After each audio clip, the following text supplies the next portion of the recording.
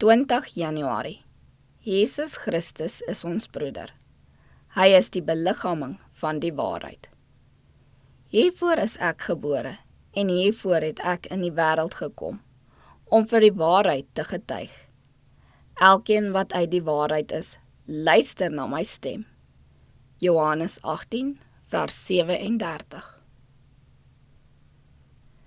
Christus se bewuste meerwaardigheid, selfs toe hy stap vir stap die dalende weg van vernedering bewandel het aan sy woorde wonderbaarlike krag verleen. Watter lesse het hy die mense geleer, en met watter gesag het hy die sondes van mense in hoë posisies bestraf.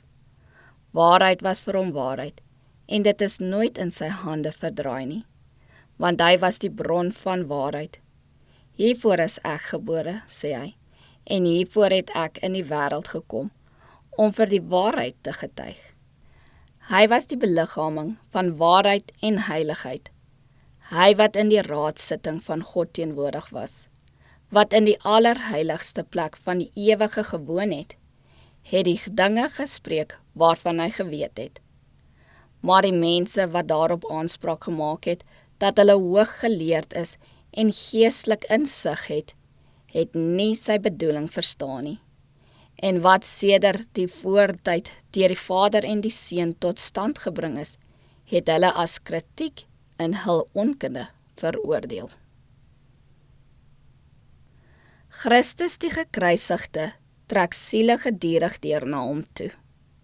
Andersins trek die Satan hulle van Christus af weg, sodat hulle nie in die lig van sy aangesig moet wandel nie, sodat hulle Christus nie in sy goedheid en genade en sy oneindige barmhartigheid en onoortreffelike liefde moet sien nie.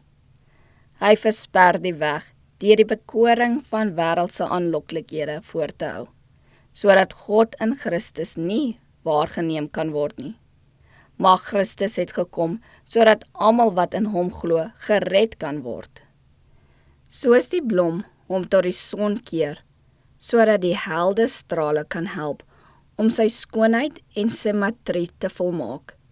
So moet Christus se volgelinge hulle tot die son van geregtigheid wend, sodat die hemelse lig op hulle kan skyn en hulle karakters vervolmaak, en aan hulle 'n diepe en blywende ondervinding in die dinge van God skenk.